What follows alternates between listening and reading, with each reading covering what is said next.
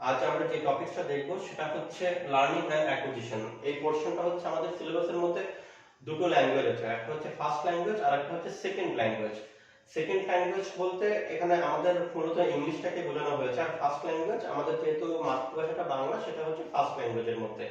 তো এই second language যেটা, সেই সেকেন্ড ল্যাঙ্গুয়েজ অর্থাৎ ইংলিশ, এই ইংলিশের যে পেডাগোগি পোরশনটা, সেই পোরশনটা আজ আমরা শুরু করতে চলেছি। তা সেখানে সিলেবাস অনুযায়ী যে প্রথম টপিকসটা দেওয়া আছে সেটা হচ্ছে লার্নিং এন্ড অ্যাকুইজিশন। ঠিক আছে, এটা হচ্ছে আমাদের প্রথম সিলেবাসের প্রথম টপিকস। তা এই লার্নিং এন্ড অ্যাকুইজিশন বুঝতে গেলে আমাদের একটু ল্যাঙ্গুয়েজ সম্পর্কে একটু আইডিয়া থাকা দরকার, যে ল্যাঙ্গুয়েজটা কি। তো চলো দেখা যাক, আমরা একটু দেখি ল্যাঙ্গুয়েজটা কি।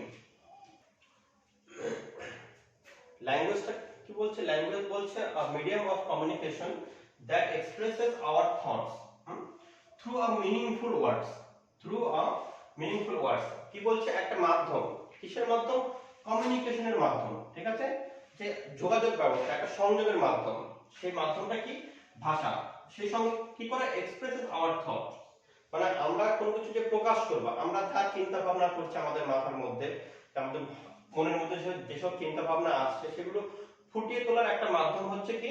ল্যাঙ্গুয়েজ। তার জন্য বলছে language is a medium of communication that expresses hour thoughts through a meaningful words, through a meaningful ওয়ার্ডস, কতগুলো অর্থবহ শব্দের মাধ্যমে। ঠিক আছে, কতগুলো অর্থবহ শব্দের মাধ্যমে সেটাকে আমরা ফুটিয়ে তোলার যে মাধ্যম, সেই মাধ্যমটা হচ্ছে কি? ভাষা। তারপর কি বলছে? It it is a prerequisite condition for human growth and development। prerequisite condition হচ্ছে মানে একটা অপরিহার্য কন্ডিশন, যেটা পূর্ব থেকে আমাদের মধ্যে আছে। ঠিক আছে, যে আমরা ছোটবেলা থেকে এই জিনিসটা কি আমাদের মধ্যে থাকে, বা আমরা চারপাশের পরিবেশ থেকে আমরা নিয়ে থাকি অটোমেটিক্যালি। ঠিক আছে, সেই জন্যই বলছে যে it is a prerequisite condition for human growth, যে যত বড় হবে তত তার ভাষাটা ডেভেলপ করবে, and human growth and development. ঠিক আছে, এবং বিকাশের ক্ষেত্রেও কিন্তু সেটা সাহায্য করে। তার জন্য বলছে it is prerequisite condition for human growth and development. ঠিক আছে, এবার এই ভাষা বিভিন্ন রকমের আছে, যে মনোল্যাঙ্গুয়াল, বাইল্যাঙ্গুয়াল, মাল্টিল্যাঙ্গুয়াল। ঠিক আছে, এই এরকম বিভিন্ন রকমের ভাষা আছে, কিন্তু আমাদের পেডাগোগি অনুযায়ী আমরা দু রকমের ভাষা সম্পর্কে এখানে জানবো। সেখানে আছে কি? ফার্স্ট ল্যাঙ্গুয়েজ আর হচ্ছে সেকেন্ড ল্যাঙ্গুয়েজ। এই দুটো ল্যাঙ্গুয়েজ। ফার্স্ট ল্যাঙ্গুয়েজ বলতে আমাদের যে বাংলা ভাষাটা আছে, আমাদের যে বাংলা, আমাদের যে মাতৃভাষা। অ্যাকচুয়ালি ফার্স্ট ল্যাঙ্গুয়েজ বিভিন্ন পরিপ্রেক্ষিতে বিভিন্ন ধরনের হয়। কেউ যদি মারাঠা ভাষী হয় তাহলে তার যে ফার্স্ট ল্যাঙ্গুয়েজটা হবে সেটা হবে তার মারাঠি। আবার কেউ যদি পাঞ্জাবি হয়, তার তার যে মাদার টাং বা নেটিভ ল্যাঙ্গুয়েজ সেটাই হবে তার ফার্স্ট ল্যাঙ্গুয়েজ। ঠিক আছে, এবার সেকেন্ড ল্যাঙ্গুয়েজ ভ্যারি করতে পারে। আমাদের ক্ষেত্রে কি সেকেন্ড ল্যাঙ্গুয়েজ কি? সেটা হচ্ছে ইংলিশ। তো এই পেডাগোগি অনুযায়ী আমরা এটাকে দুটো ভাগে ভাগ করতে পারি, একটা হচ্ছে ফার্স্ট ল্যাঙ্গুয়েজ আর দ্বিতীয় হচ্ছে সেকেন্ড ল্যাঙ্গুয়েজ। এবার ফার্স্ট ল্যাঙ্গুয়েজটা কি সেটা একটু দেখে নিই আমরা। কি বলছে? বলছে it develops during the process of growing up amidst the people who speak those language বলতে যে ওই যে নেটিভ যে ল্যাঙ্গুয়েজটা সেটাই বলছে it develops, এটা কখন বিকাশ লাভ করে, কেমন ভাবে? During the process of growing up, যখন আমরা বড় হতে থাকি সেই বড় হওয়ার মাধ্যমে কিন্তু এটা বিকাশ লাভ করতে থাকে। এবং amidst the people who speak those language, সেই সব লোকগুলোর মধ্যে থেকে আমরা ছোটবেলা থেকে একটা বাচ্চা কি হয়, যে তার চারপাশে যারা থাকে তারা যে ভাষায় কথা বলে সেই ভাষায় কিন্তু সেই ছেলে মেয়ে কিন্তু আস্তে আস্তে রপ্ত হয়। তার জন্য বলছে যে growing up amidst the people who spoke those language, মানে আমরা ওই যে আশেপাশের লোকজন, ওই আশেপাশের লোকজন যে ভাষায় কথা বলছে সেই ভাষাটাই কিন্তু একটা শিশুর কিন্তু মাতৃভাষা বা ফার্স্ট ল্যাঙ্গুয়েজ হিসেবে ধরা হয়। তারপর কি বলছে? It refers to mother tongue, যেটা বললাম যে এটা কিন্তু একটা মাতৃভাষা। ঠিক আছে, ওই যে ল্যাঙ্গুয়েজটা, ওই যে শিশুর চারপাশে যারা কথা বলছে তারা কিন্তু সেই মাতৃভাষাটাই কথা বলছে, সেটাই আস্তে আস্তে শিশু ধারণ করে এবং পরবর্তীকালে সেই ভাষাতেই সে কিন্তু কথা বলতে শেখে। বলছে it refers to mother tongue, native language বলতে সেই একই ব্যাপার, যে ফার্স্ট ল্যাঙ্গুয়েজ সেটাকে native language or primary language অথবা primary language.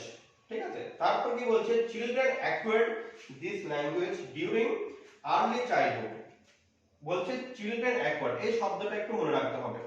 Children acquired this language, কি বলছে ডিউরিং আর্লি চাইল্ডহুড, যে আমরা যে ফার্স্ট ল্যাঙ্গুয়েজটা, এই ফার্স্ট ল্যাঙ্গুয়েজটা কিন্তু আমরা এখানে দুটো টপিক চুজ করেছি, কি লার্নিং এন্ড অ্যাকুইজিশন, ঠিক আছে, শিখন আর একটা হচ্ছে অর্জন। মোস্ট অফলি অ্যাকুইজিশন বাংলা মানে হয়তো পেডাগোগিতে দেওয়া আছে কি জানি না, এটা যেটা মানে হচ্ছে সেটা হচ্ছে কোনো কিছু অর্জন করা। এই জিনিসটা কি, এই ফার্স্ট ল্যাঙ্গুয়েজটা আমরা অ্যাকুয়ার্ড করি, এটা হচ্ছে ইনফর্মাল ওয়েতে, মানে ব্যাপারটা আমাদের মধ্যে ন্যাচারালি চলে আসে, ঠিক আছে, এটা একটা ইনফর্মাল ওয়েতে আমরা এটা জিনিসটা অ্যাকুয়ার্ড করি, যে ফার্স্ট ল্যাঙ্গুয়েজ, ঠিক আছে, এটা ন্যাচারাল একটা প্রসেস।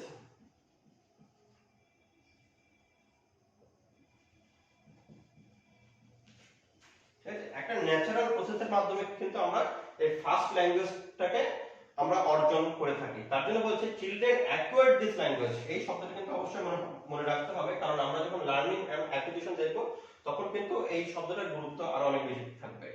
তাই কি বলছে যে ল্যাঙ্গুয়েজ, তাই কি বলছে children acquired this language during early childhood. Early childhood বলতে সাধারণত 0 থেকে 2 বছর পর্যন্ত। আমরা ডেভেলপমেন্টের যে পার্টটা করেছিলাম সেখানে আমরা বিভিন্ন ভাগে ভাগ করেছিলাম, যে কোনটা আর্লি ডেভেলপমেন্ট, কোনটা লেটার চাইল্ড ডেভেলপমেন্ট, ঠিক আছে। এই আর্লি চাইল্ডহুড যেটা, সেটা হচ্ছে 0 থেকে 2 অথবা কোনো কোনো বইতে 3 পর্যন্ত দেওয়া আছে, ঠিক আছে। এই বয়সের মধ্যে কিন্তু আমরা এই ফার্স্ট ল্যাঙ্গুয়েজটা মোটামুটি কিন্তু আয়ত্ত করতে শিখি, ঠিক আছে। তার জন্য বলছে children acquire this language during early childhood, ঠিক আছে। তাহলে এই হচ্ছে আমাদের ফার্স্ট ল্যাঙ্গুয়েজ। তারপরে কি, তারপর বলছে সেকেন্ড ল্যাঙ্গুয়েজ। সেকেন্ড ল্যাঙ্গুয়েজ কি বলছে, the language learn under formal teaching setup is called second language. বলছে দ্য ল্যাঙ্গুয়েজ লার্ন, এই একটা শব্দ, একটা ফর্মাল টিচিং সেটআপ, হ্যাঁ, ফর্মাল টিচিং সেটআপ, এই শব্দটা কিন্তু খুবই ইম্পর্টেন্ট, ঠিক আছে। যে এই ল্যাঙ্গুয়েজটা ফর্মাল টিচিং সেটআপ মানে এর মধ্যে কতগুলি কন্ডিশনের মধ্যে দিয়ে আমরা শিখি। যেমন ইংলিশের ক্ষেত্রে যদি ধরি, আমরা যখন গ্রামার শিখি সেইখানে কোথায় কোথায় যখন নাম্বার করি কোন শব্দটার সঙ্গে এস যুক্ত হবে, কোন শব্দটার সঙ্গে ইএস যুক্ত হবে, বা থার্ড পারসন সিঙ্গুলার নাম্বার হলে ভার্বের সঙ্গে এস বা ইএস যোগ হয়, এই টাইপের কিছু কিন্তু কন্ডিশন থাকে, কিছু সেটআপের মধ্যে দিয়ে আমাদের কিন্তু সেই জিনিসটা ফুলফিল করতে হয়, তার মধ্যে দিয়ে কিন্তু আমরা শিখি, সেটাই হচ্ছে ফর্মাল টিচিং সেটআপ। তার জন্য বলছে the language learned, ঠিক আছে, under formal teaching setup is called second language। তারপর কি বলছে, it involves combination of some setting, এটা বললাম যে combination of some setting and condition, যে কতগুলো সেটিং থাকবে সেই সঙ্গে কতগুলো শর্ত থাকবে, সেই শর্তগুলো পূরণ করলেই কিন্তু সেই ল্যাঙ্গুয়েজটা আমরা শিখতে পারবো। it is also called target language. এই সেকেন্ড ল্যাঙ্গুয়েজটাকে কিন্তু আমরা টার্গেট ল্যাঙ্গুয়েজ হিসেবে জানি, ঠিক আছে। মনে রাখতে হবে যে টার্গেট ল্যাঙ্গুয়েজ কাকে বলা হয়, তাহলে কিন্তু সেটা কিন্তু সেকেন্ড ল্যাঙ্গুয়েজকে কিন্তু আমরা বলি টার্গেট ল্যাঙ্গুয়েজ। আর এমনি সেকেন্ড ল্যাঙ্গুয়েজটাকে L2 বলা হয়, আর ফার্স্ট ল্যাঙ্গুয়েজটাকে L1 ল্যাঙ্গুয়েজ বলা হয়। তাহলে এই হচ্ছে আমাদের মোটামুটি ফার্স্ট ল্যাঙ্গুয়েজ আর সেকেন্ড ল্যাঙ্গুয়েজ। এরপর আমরা লার্নিং এন্ড অ্যাকুইজিশন কি সেটা দেখব। এখন আমরা দেখব প্রথম যে টপিকটা, সেটা হচ্ছে লার্নিং। লার্নিং বলছে learning is a process of acquiring new skills. কি বলছে, অ্যাকোয়ারিং নিউ স্কিল, যে কোনো কিছু স্কিলস বলছে যে দক্ষতা, সে কোনো নতুন কিছুকে শেখা, ঠিক আছে, কোনো নতুন কিছুকে শেখা, সেই শেখাটাকে বলা হচ্ছে কি process of acquiring new skills. আর কি বলছে নলেজ, নতুন কোনো কিছু নলেজ গেইন করা, এবং কি বলছে improving the existing skills also, অর্থাৎ যে স্কিলটা আমার মধ্যে আগে থেকেই ছিল সেটাকে আমি আবার ইমপ্রুভ করা, আবার পূর্বে যে স্কিলটা ছিল তার থেকে আরো উন্নত মানের স্কিলটাকে নিয়ে যাওয়া, সেটা হচ্ছে ইমপ্রুভিং দ্য এক্সিস্টিং স্কিলস, ঠিক আছে, সেটাই হচ্ছে লার্নিং। কি বলছে, learning the process of acquiring new skills, knowledge and improving the existing skills also, ঠিক আছে। নতুন কোনো কিছু শেখা বা নতুন কোনো জ্ঞান বৃদ্ধি করা, আবার পুরনো যেসব স্কিলগুলো দক্ষতাগুলো ছিল সেগুলোকে আবার নতুন করে ঝালাই করা, সেটাই হচ্ছে একটা শেখন প্রক্রিয়া। তারপর কি বলছে, an individual undergo a change in his or her knowledge and behavior on account of learning, ঠিক কি বললো, বলছে an individual undergo change in his or her knowledge behavior on account of learning, যে কোন একজন ব্যক্তি কি করতে পারে, চেঞ্জ করতে পারে, কি চেঞ্জ করতে পারে, his knowledge and behavior, তার যে আচরণ এবং তার যে জ্ঞান সেটাকে পরিবর্তন করতে পারে, কিসের জন্য, on account of learning, এই লার্নিং এর জন্য সে কিন্তু তার যে নলেজটা আছে এবং যে তার যে আচরণ, সেই আচরণটাকে সে কিন্তু ক্রমশ পরিবর্তন করতে পারে। তারপর কি বলছে, language learning is knowing the rules having conscious knowledge, ঠিক আছে, এটা কিন্তু অবশ্যই একটা important line, having conscious knowledge, তার যে কনসিয়াস নলেজ, সে যখন সে কোনো কিছু লার্ন করবে তাকে কিন্তু সচেতন থাকতে হবে, তার জন্য বলছে having conscious knowledge of grammar, কিসের, গ্রামার, ভোকাবুলারি, ঠিক আছে, এইসব জিনিসের কিন্তু তার কিন্তু একটা কনসিয়াস নলেজ থাকা দরকার। তারপর কি বলছে, in case of second language people are not expose to natural situation, যে যখন আমরা কোনো কিছু লার্ন করি তখন কিন্তু আমরা সেই ন্যাচারাল যে পরিবেশটা, সেই পরিবেশটা কিন্তু আমরা প্রদান করতে পারি না। তার পরিবর্তে কি, rather they are dependent on unreal artificial situation, যে আমরা যতটুকু সাবলীলভাবে মাতৃভাষা শিখতে সক্ষম বা আমাদের চারপাশের পরিবেশের সাথে আমরা সেই ভাষায় বলতে সক্ষম, সেই যখন কোনো কিছু লার্ন করি আমরা, তখন কিন্তু সেই লার্নিং প্রসেসটা কিন্তু সেই মাতৃভাষার মতো কিন্তু সম্ভব হয়ে ওঠে না। তার জন্য কি একটা আর্টিফিশিয়াল, একটা কৃত্রিম পরিবেশ তৈরি করতে হয়। স্বাভাবিকভাবে যদি আমরা একটু বাস্তবভাবেই দেখি, যে যখন আমরা কোনো ইংলিশ শিখি তখন হয়তো আমরা গ্রামার ট্রামার ভালোভাবে শিখেছি, কিন্তু যখন আমরা কোনো স্পোক করতে যাই, যখন আমরা কারোর সাথে থরলি স্পিক করতে যাই, তখন কিন্তু আমরা সেটাকে পেরে উঠি না। কেন? কারণ আমাদের কাছে সেই ন্যাচারাল সিচুয়েশন কিন্তু থাকে না, ঠিক আছে, তার পরিবর্তে আমাদের একটা আর্টিফিশিয়াল পরিবেশ দেওয়া হয়। যে দেখা গেল কোথাও তুমি ইংলিশ শিখতে গেছো, সেখানে হয়তো তোমাকে 1-2 দিনের জন্য যে কারোর সাথে একটা বক্তব্য পেশ করতে বলা হলো বা কমিউনিকেশন করতে বলা হলো, কিন্তু সেটা কিছুটা সার্টেন পিরিয়ডের জন্য, ঠিক আছে, যে ক্রমশ সেই পিরিয়ড যদি সেই পরিবেশের মধ্যে থাকা যায়, তাহলে কিন্তু সে ধীরে ধীরে কিন্তু সেই ল্যাঙ্গুয়েজটা কিন্তু অ্যাকোয়ার করে নেবে, ঠিক আছে, কিন্তু সেই পরিবেশটা আমাদের মধ্যে কিন্তু হয়ে ওঠে না, যার জন্য এই সেকেন্ড ল্যাঙ্গুয়েজ শিখতে কিন্তু আমাদের একটু প্রবলেম হয়। সেটাই বলছে যে in case of learning second language people are not exposed to natural situation, যে তাদেরকে কিন্তু সেই ন্যাচারাল সিচুয়েশনে যে এক্সপোজ করার মতো যে ব্যাপারটা আছে সেটা কিন্তু ক্রিয়েট করা হয় না। rather they are dependent on unreal and artificial situation, তারপর পরিবর্তে তাদের মধ্যে তাদের একটা আর্টিফিশিয়াল পরিবেশ দিয়ে দেওয়া হয়, ঠিক আছে, যার জন্য আমরা কিন্তু এই ল্যাঙ্গুয়েজটা, যে সেকেন্ড ল্যাঙ্গুয়েজ যে ব্যাপারটা আছে সেই ব্যাপারটা কিন্তু আমরা সহজেই অ্যাকোয়ার করতে পারি না বা আমাদের কিন্তু অ্যাকোয়ার করতে সমস্যা হয়, ঠিক আছে। এই হচ্ছে লার্নিং। এরপরে আমরা দেখব হচ্ছে লার্নিং এর যে স্টেজ গুলো আছে, টাইপ অফ লার্নিং, আর হচ্ছে এর যে ফ্যাক্টর গুলো, সেই ফ্যাক্টর গুলো কি কি, ঠিক আছে। এরপর আসছে টাইপস অফ লার্নিং, যে লার্নিং কয় প্রকারের। প্রথমে কি বলছে, মোটর লার্নিং। এখানে 3 রকমের আমরা লার্নিং দেখব, কি কি সেগুলো হচ্ছে মোটর লার্নিং, ভার্বাল লার্নিং আর হচ্ছে কনসেপচুয়াল লার্নিং, ঠিক আছে। মোটর লার্নিং কোনগুলো বলছে ওয়াকিং। এখান থেকে শুধু एग्जांपल গুলোই মনে রাখলে হবে, এখান থেকে বিশেষ কিছু পড়ার মতো নেই, জাস্ট एग्जांपल গুলো মনে রাখার চেষ্টা করবে যে কোনটা কোন ধরনের লার্নিং, ঠিক আছে।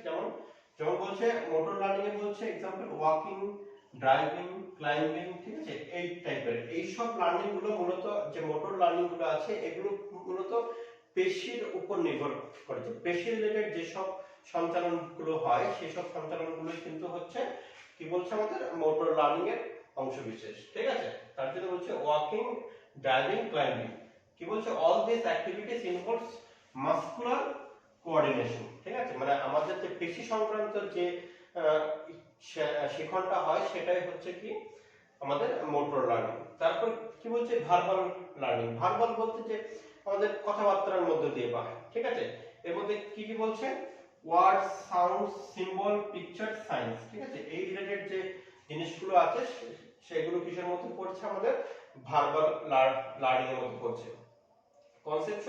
কনসেপচুয়াল লার্নিংটা কি, এটা অনেকটা মেন্টাল প্রসেসের উপর ডিপেন্ড করে, যে আমাদের মানসিকতার উপর ডিপেন্ড করে, যে আমরা কে কত চিন্তা ভাবনা করতে পারি, ঠিক আছে, এই ধরনের জাতীয় জিনিসগুলো। তার জন্য বলছে এখানে থিংকিং, রিজনিং, ইন্টেলিজেন্স, এগুলো হচ্ছে কি আমাদের কনসেপচুয়াল, ঠিক আছে, যে চিন্তা ভাবনা করা, কোনো একটা জিনিসকে হঠাৎ যুক্তি দিয়ে সেটাকে নেওয়া বা যুক্তি কার্য করে তোলা, তারপরে যে তার যে বুদ্ধিমত্তা, ঠিক আছে, এই টাইপের যে জিনিসগুলো আছে সেগুলো কিন্তু কিসের মধ্যে পড়ছে, কনসেপচুয়াল লার্নিং। তারপরে আসছে কি আমরা ফ্যাক্টরস এফেক্টিং লার্নিং, ঠিক আছে, কোন কোন ফ্যাক্টর গুলো মূলত আমাদের এই লার্নিং কে এফেক্ট করে, ঠিক আছে, এটা একটা আমাদের একটু জানা দরকার।